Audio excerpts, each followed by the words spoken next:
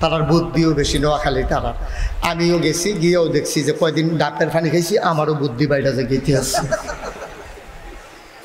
এই নোয়াখালীর হুজুর আছে মাহফিল করার লাগিয়া। তো মাহফিলের ভিতর দিয়ে হুজুর খুব মজার মজার কথা কইতে আছে।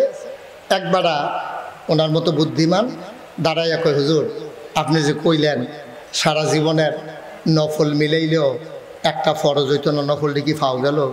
তাইলে এত যে নফল করলাম, সবে বরাত রোজা রাখলাম, মেরাজের রোজা রাখলাম, আইয়ামি বীজ রাখলাম, সোমবারে বিশুদ্ধবারে রাখলাম, কত রোজা রাখলাম, তো এই রোজা দি নফল নামাজ দি তাহাজ্জুদ পড়লাম, এটি কি সব ফাও? হুজুর কয় না, ফাওই তো গেরি, এটি অবশ্যই কাজে লাগবে। কথা আপনি দি কইলেন সারা জীবনের নফল মিলাইলেও একটা ফরজ হইতো না, আপনি একটু কইয়া দেন যে অন্তত 100 অথবা 1000 অথবা 5000 নফল মিলাইলে একটা ফরজ হইব, এইটা কদ্দুর কম। হুজুর কেন এটা আমি কইতে পারতাম না ভাই, আমি কোনোখানে পাইছি না। আজ 40 বছর ধরে ওয়াজ করি, অনেক কিতাব পড়ছি, পড়াইছি, কিন্তু সব নফল মিলাইলে একটা ফরজ হইব এটা আমি কোথাও পাই নাই, কোন যেত না।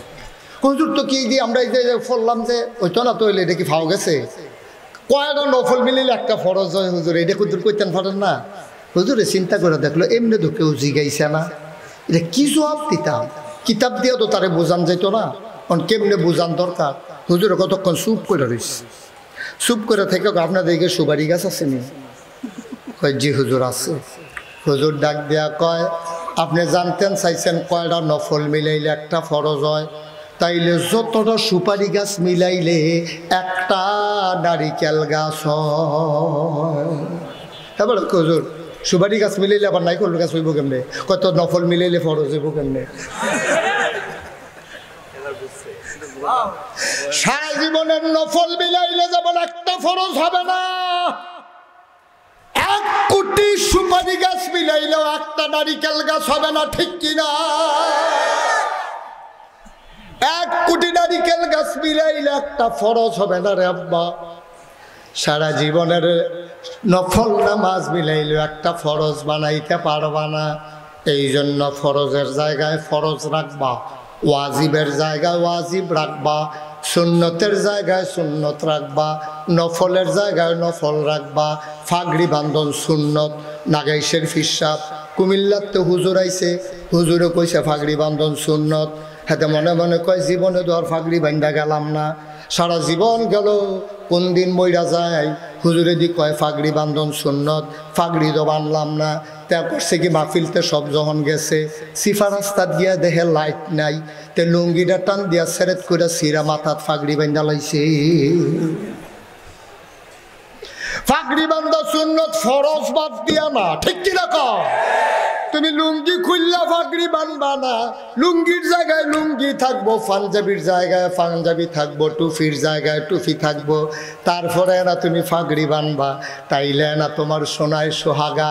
ও আব্বা, ফরজের জায়গায় ফরজ রাখো, ওয়াজিবের জায়গায় ওয়াজিব রাখো, সুন্নতের জায়গায় সুন্নত রাখো, নফলের জায়গায় নফল রাখো। তখন তোমার নফলগুলা এক একটা জিলিক মারবে, ঠিক কিনা? তুমি নামাজ পড়বা না, তুমি তসবিহ লইয়া হুজুরে ফিসা হুজুরে কইছে সুবহানাল্লাহ পড়লে আসমান থেকে জমিন, মাগরিব থেকে মাশরিক, শিমাল থেকে জুনুব, যত বড় খালি জায়গা আছে, একবার সুবহানাল্লাহ পড়নের লগে লগে এই খালি জায়গা পরিমাণ সওয়াব বান্দার আমল নামায় দিয়ে দেওয়া হয়। তে আজানটা পড়লে তসবিহটা বার করে সুবহানাল্লাহ সুবহানাল্লাহ সুবহানাল্লাহ। সকলে কয় ভাই আইয়েন না মসজিদে নামাজটা পড়ে আইয়েন। কাও না, হুজুরে যেই কথা কইয়া গেছে সুবহানাল্লাহ পড়লে পুরা খালি জায়গা পরিমাণ সওয়াব। তুমি নামাজ পড়বা, কামাই করবা কত, আর আমি সুবহানাল্লাহ দিয়ে কি একটা ফেস লাগাই লিখতেছি না সওয়াব। ভাতের লগে তরকারির লগে আর সালাদটা ভাল লাগে। তোমারে শুধু সালাদ দিলে, ভাত যদি তরকারি যদি না দেয় তোমার রাগ হবে। তোমার ভাই তাসবিহগুলা তখন উপকার হয় যখন তাসবির আগে ফরজ আমলগুলা থাকে, ঠিক কিনা? কষ্ট হইতাছে বোধ আপনাদের না? ছেড়ে দেওয়া দরকার। হ্যাঁ, কষ্ট তো হওয়ার কথা হয় না কি রে? আমিন কর। মুসলমান মন দিয়ে শোনো, তাইলে আল্লাহরে চিনতে চাইছিলাম, আল্লাহরে চিনে নিলাম, আলহামদুলিল্লাহি রাব্বিল সমস্ত প্রশংসা কেবলমাত্র শুধুমাত্র একমাত্র রব্বুল আলামিনের জন্য। এবার আল্লাহর গোপনে চলেন জিগাই, গাজীপুরের মানুষ কেউ শোনার দরকার নাই, মনে মনে আল্লাহর জিগাব, আল্লাহ বুঝলাম আপনি হইলেন সমস্ত জগতের রব, আমরা যে নবী পাঠাইছেন নবী কি জিনিস আমরা একটু বুঝাইয়া কন। আল্লাহ তো কয় কোরআন পড়ো না, কোরআন বুঝো না, কোরআনের ভিতরে সব বলে দিছি। আমি কোরআন খুললাম, কোরআন পরে দেখি আল্লাহ কয় কোরআনে ঢোকার আগে মারদুদ শয়তান থেকে ফানাহ চাই, যিনি রহমান যিনি রহিম তার নামে চলো শুরু করি, সবাই পড়ি। আউযু বিল্লাহি মিনাশ শাইতানির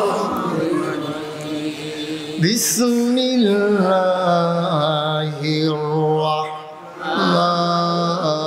রাহমানির রহিম। লাকাদ কানা লাকুম ফি রাসূলিল্লাহি উসওয়াতুন হাসানা। জানতে চাও নবী কারে কয়? নবী হইল তোমার জন্য মডেল, তিনি হইলেন আদর্শ, তিনি হলেন আইডল, তিনি হলেন আইকন, তিনি হলেন নমুনা। আল্লাহ ডাক দেয়া কয় বান্দারে, ও বান্দা নবী জানতে চাও তাইলে মন ভরে শুনে না। ওয়ামা আরসালনাকা ইল্লা রাহমাতাল লিল আলামিন। সুবহানাল্লাহ। না এই আয়াতটার ভিতরে এত মজা, পড়লেই কলিজা ঠান্ডা হয়ে যায়, এত মজা আয়াতের ভিতরে। সবাই আবার পড়েন, ওয়ামা আরসালনাকা ইল্লা রাহমাতাল লিল। অর্থাৎ যত জায়গায় আমি আল্লাহ রব, খুব খেয়াল করেন, যত জায়গায় আমি আল্লাহ রব তত জায়গায় আমার নবী রহমান।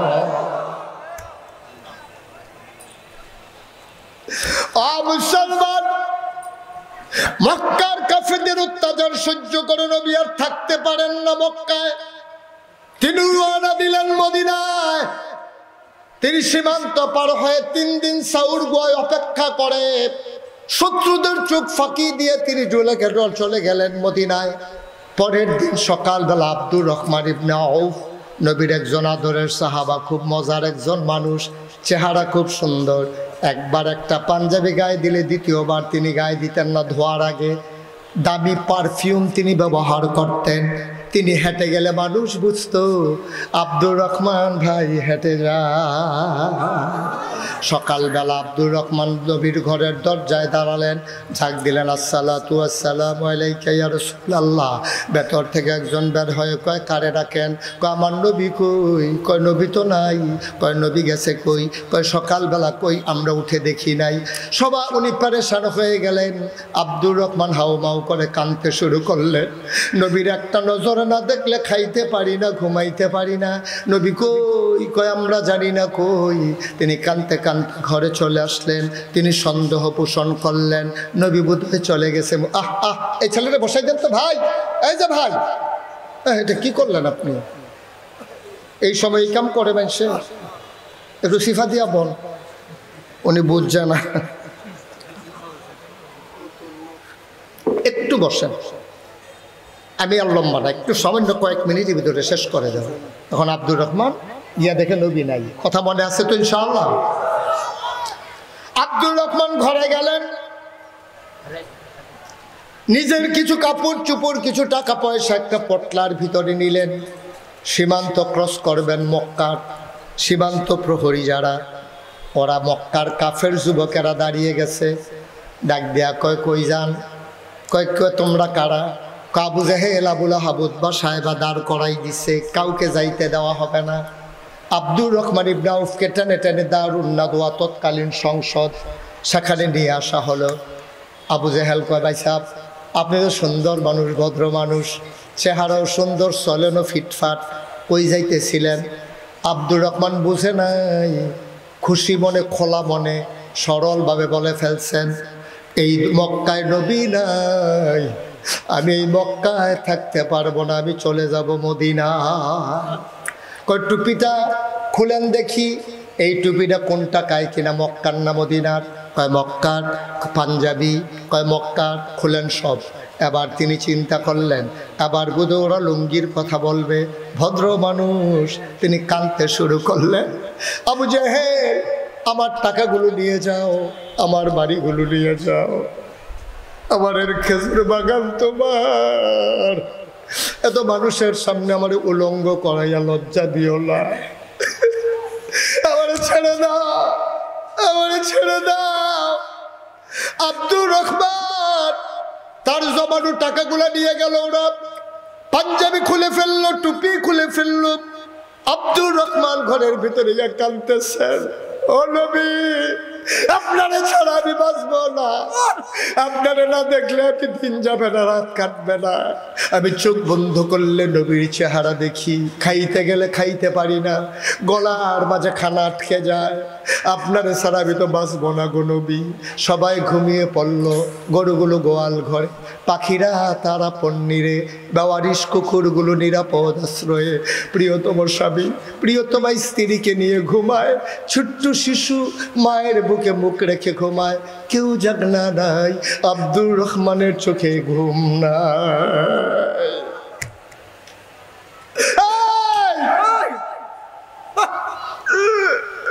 আব্দুর রহমানের চোখে ঘুম নাই, শ্বাসরাত হয়ে গেল।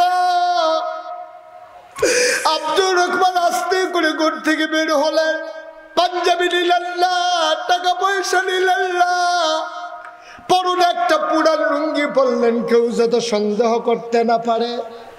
তিনি মদিনা মক্কার যুবকগুলা ঘুমিয়ে পড়েছে শেষ রাতে, তিনি বর্ডার ক্রস করলেন। সারাটা রাত তিনি হাঁটেন, সারাটা দিন তিনি গুহার ভিতরে লুকাই। কথা বোঝার নাই না, কথা শুনে না নাকি? আপনারা যারা রাস্তায় দাঁড়িয়ে আছেন, হ্যাঁ এই আপনাদের কথাই বলতেছিলাম এতক্ষণ। হ্যাঁ উনি শুনে মিনিট খানেক দেরি হয়, শুনে না বলা যাবে না। আপনারাও বসেন, এই পার্শ্বে মাদ্রাসার যারা দায়িত্বশীল আছেন, এই যে বাচ্চাগুলোকে বসাই দেন, এই যে ভাই বসেন, একজন লোকও দাঁড়াই থেকে যাবে না, সবাই বসেন। আপনি বসেন, আপনারা এই দেয়ালটা ছেড়ে বসেন, লোকজন দেখতে পাচ্ছে না আমাকে। যে দয়া করে মাহফিল কর্তৃপক্ষ যারা আছেন, দুই একজন লোক ওই রাস্তায় যান, না হলে এটা মাহফিলের পরিবেশ থাকবে না। আমি যখন কথা বলবো, পিন পতন নিস্তব্ধতার মাঝে কথা হবে ইনশাআল্লাহ। খরগোশের মতো কান খাড়া করে, মাছের মতো নিষ্পলক নয়নে আমরা কথা শুনবো, পারস্পরিক কোনো কথা বলবো না। মাহফিলে হাঁটাহাঁটি উঠে উঠে এটা আমি পছন্দ করি না। মঞ্চে যারা বসছেন সবাই মিলে জোরে আওয়াজ দেবেন, আমি যখন যেটা বলতে বলি, আস্তে না জোরে। আপনারা বলছিলাম ওই দিকে তাকাই থাকার জন্য, মোবাইলটা বন্ধ করেন। এটা যারা মোবাইল হাতে ধরে রেখেছেন দয়া করে বন্ধ করেন, আপনি কষ্ট হচ্ছে, এভাবে রেকর্ড হয় না। এই যে ইউটিউবাররা অনেক কষ্ট করে রেকর্ড করে, তারপরে এডিটিং করে, তারপরে আপনারা দেখতে পান। আপনি এইভাবে ধরে রাখলে আপনি শুনবেন না তো কথা, আমার কথা বুঝবেনও না। দয়া করে সবাই মোবাইল বন্ধ করে রাখেন, মনোযোগের সাথে আমরা কথা শুনবো ইনশাআল্লাহ। তা আমি যখন যেটা বলবো আস্তে বলবেন না, জুড়ে বলবেন। দুই একজন বলবেন না, সবাই মিলে দুই একবার না, বারবার। মোবাইলটা বন্ধ করেন, এটা বলছি তো একবার, এক কথা যেন বারবার বলা না লাগে। আপনার প্রয়োজনই আমি বলছি। ফ্যানটা একটু ঘুরাই দিতে বলছিলাম, আমার দিকে না দিয়ে অন্য দিকে ঘুরাইতে। তারা মনে করতেছে আমার কাছে আইনা দিতে আরো কইতে আছে, যতবার কই তারা আরো আমার দিকে আইনা দেয়। আমি বুঝাইতে পারি নাই, এটা সমস্যা না। ওকে ফাইন, সবাই পড়েন আলহামদুলিল্লাহ। বাবা তোমার মোবাইলটা পকেটে নাও, পকেটে ঢুকাও। 3 বার ডাক দেওয়া লাগছে তোমারে। বলেন সুবহানাল্লাহ, বলেন আলহামদুলিল্লাহ, বলেন আল্লাহু আকবার। শুকরিয়া আদায় করলাম কার? করব কার? করে যাব কার? লস না লাভ? কম না বেশি? প্রমাণ আছে নাকি নাই? আমার আল্লাহ রাব্বুল আলামিন কোরআনুল কারীমে কত সুন্দর করে ওয়াজ করে দিলেন। আল্লাহ বলেন, লা ইন শাকারতুম লা আযীদান্নাকুম। ও দুনিয়ার মানুষ, নিয়ামত পেয়ে যদি শুকরিয়া আদায় করবে, যেই নিয়ামত পেয়ে শুকরিয়া আদায় করবে, শুকরিয়া আদায়ের কারণে ওই নিয়ামত আমার আল্লাহ আরো বহুত গুণে বাড়িয়ে দেবেন। বলেন সুবহানাল্লাহ। আমার আল্লাহ যা বলেন তা করেন নাকি করেন না? কম কম না বেশি বেশি? প্রমাণ আছে নাকি নাই? কোরআনুল কারীমে 30 পারায় সূরা বুরুজের শেষ অংশে আল্লাহ কত সুন্দর করে ওয়াজ করে দিলেন। আল্লাহ বলেন, ফাআলুল লিমা ইউরিদ। আমার আল্লাহ এমন আল্লাহ, তার যা মন চায় ওই কাজটাকে আমার আল্লাহ বেশি বেশি করে দেন। বলেন সুবহানাল্লাহ। আল্লাহ দুনিয়ার মানুষের মতো না। দুনিয়ার মানুষ বলে একটা করে আর একটা, ঠিক কিনা? অসুখে পড়লে একরকম, ভালো হয়ে গেলে আরেক রকম, বিপদে পড়লে একরকম, বিপদ দূর হয়ে গেলে আরেক রকম, রাতের আধারে একরকম, দিনের আলোতে আরেক রকম, নদী পার হওয়ার আগে একরকম, নদী পার হয়ে গেলে আরেক রকম, নির্বাচনে দাঁড়াইলে একরকম, পাশ করার পরে আরেক রকম, ঠিক কিনা? দুনিয়ার মানুষ এক এক সময় এক এক রকম। আমার দিকে একটু ঘুরে বসেন। আপনার কি মন খারাপ? এরকম মরহুমের মতো যে বইয়া দিচ্ছেন, আপনি ঘুরে বসেন আমার দিকে, ঘুরেন। আপনার পেছনে যান, জায়গা দেন, আপনিও ঘুরেন আমার দিকে। বুঝেন নাই? ঘুরেন, বুঝেন নাই? হ্যাঁ, যেই কোনো কথা দিয়ে 3 বার কন লাগে, বুঝলাম না।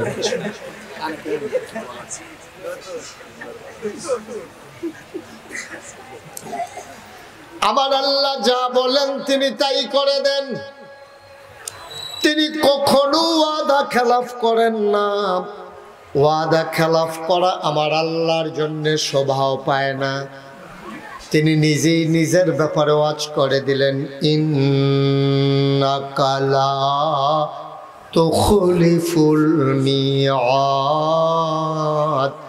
আমার আল্লাহ এমন আল্লাহ, তিনি যা ওয়াদা করেন, ওয়াদার খেলাফ করা আমার আল্লাহর জন্য শোভা পায় না। বলেন সুবহানাল্লাহ।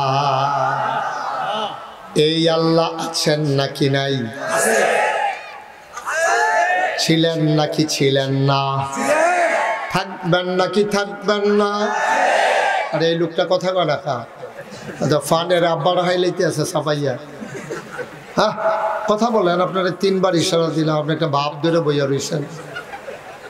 ভালো না লাগলে উঠে যান, আর থাকলে মন দিয়া থাকেন। আমার আল্লাহ আছেন নাকি নাই? ছিলেন নাকি ছিলেন না? থাকবেন নাকি থাকবেন না? আবার এই আল্লাহ কয়জন? জোরে কন, আরো জোরে, মধুর সুরে, সবাই মিলে মন প্রাণ উজাড় করে গলা ছেড়ে দিয়ে মধুমাখা কণ্ঠে আকাশ বাতাস প্রকম্পিত করি, রাতের নিস্তব্ধতা ছিন্ন ভিন্ন করে চলো সমস্বরে সবাই মিলে আল্লাহর একটা ডাক দেয়, আল্লাহ। ও প্রাণের আল্লাহ, তুমি লাম ইয়ালিদ ওয়ালাম ইউলাদ ওয়ালাম ইয়াকুল লাহু কুফুয়ান আহাদ। তিনি কারো থেকে জন্ম নেন নাই, তিনি কাউকে জন্ম দেন নাই। ও বন্ধু, দুনিয়ায় পীরের মতো পীর হয়, নেতার মতো নেতা হয়, মন্ত্রীর মতো মন্ত্রী হয়, এমপির মতো এমপি হয়। আমার আল্লাহর কি মতো হয়? আমার আল্লাহর কি নমুনা হয়? আমার আল্লাহর কি ডুপ্লিকেট হয়? আমার আল্লাহর কি মডেল হয়? আমার এই আল্লাহ কয়জন? জোরে কর, আরো জোরে, মধুর সুরে সবাই মিলে মন প্রাণ উজাড় করে গলা ছেড়ে দিয়ে চলো সবাই মিলে জানিয়ে দেই লা ইলাহা ইল্লাল্লাহ, লা ইলাহা ইল্লাল্লাহ, লা ইলাহা ইল্লাল্লাহ, জোরে জোরে লা ইলাহা, আরো জোরে লা ইলাহা, মধুর সুরে লা ইলাহা, মাশাআল্লাহ লা ইলাহা, আসমান জমিন গায়রুল্লাহ, পাহাড় পর্বত গায়রুল্লাহ, আসমান জমিন গায়রুল্লাহ, পাহাড় পর্বত গায়রুল্লাহ, শুধু তুমি মাহবুব।